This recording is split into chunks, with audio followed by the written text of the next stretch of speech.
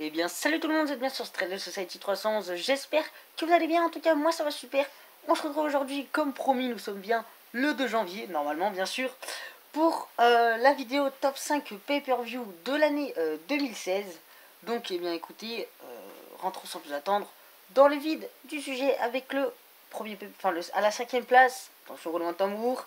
C'est Extreme Rules 2016. Alors pourquoi Extreme Rules 2016? Donc là en fait j'ai ma fiche récapitulative d'Extreme Rules 2016 parce qu'en fait pour chaque pay-per-view je me fais une fiche récapitulative des notes que j'ai mis et de mon avis sur les matchs. Donc il y a juste pour deux pay-per-view où j'ai pas les fiches mais je vais récapituler. Donc le premier match c'était The Club contre les Usos, donc j'ai mis 8 sur 10.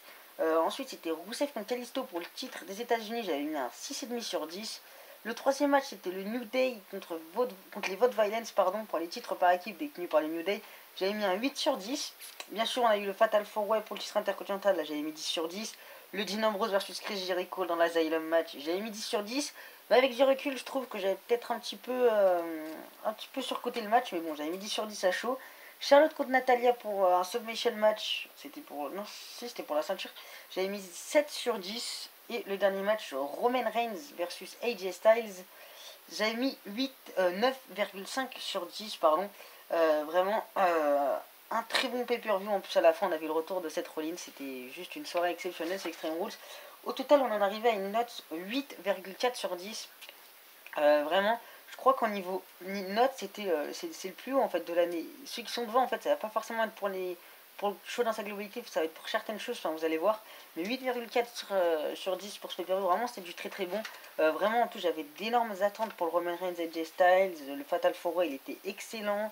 Le club versus le Uso, même en open air, il était vraiment sympa pour ouvrir le show.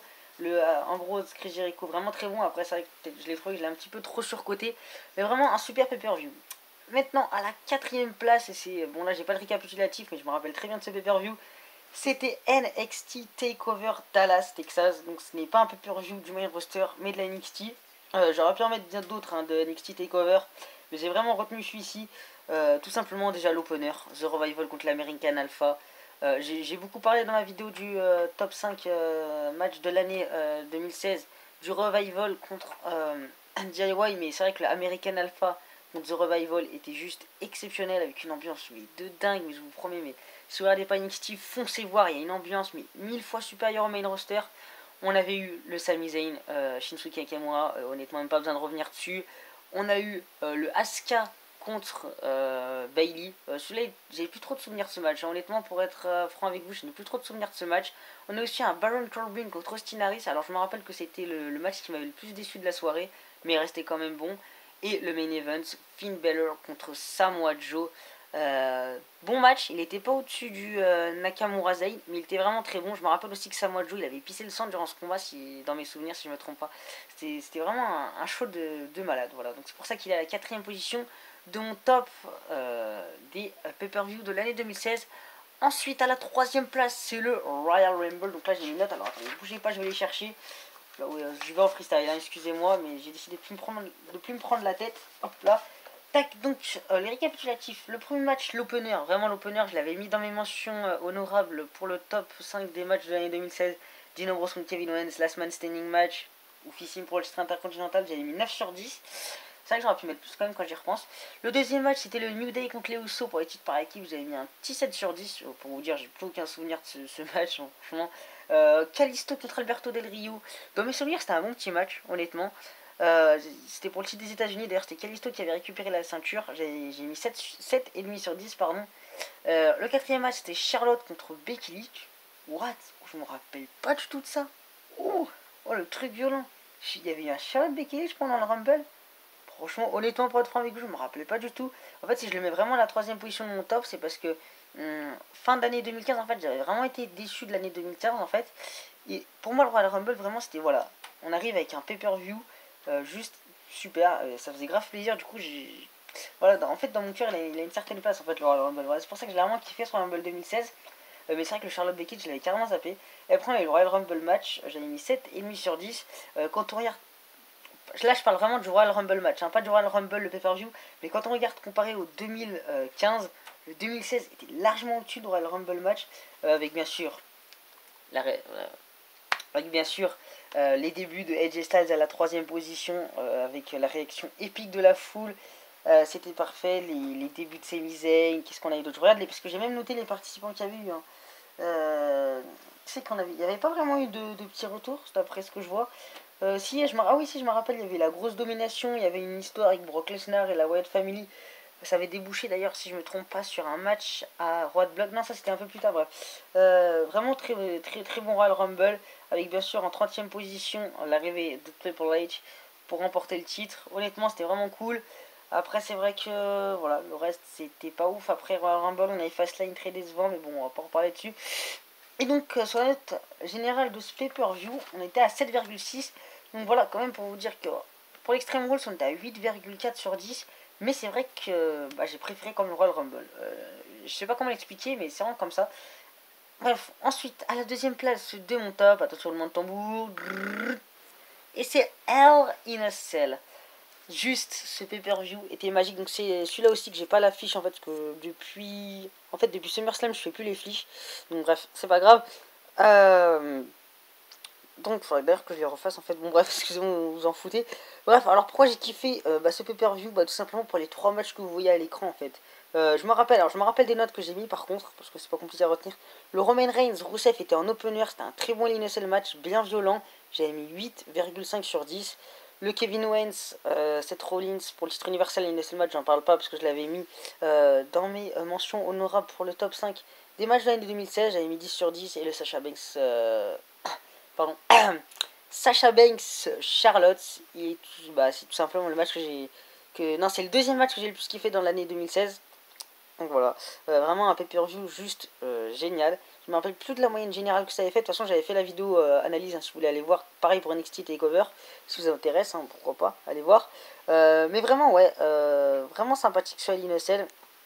Après, on a vu d'autres matchs. Je me rappelle, on a vu comment il s'appelle, le club contre. Ils avaient affronté qui? Je sais même plus.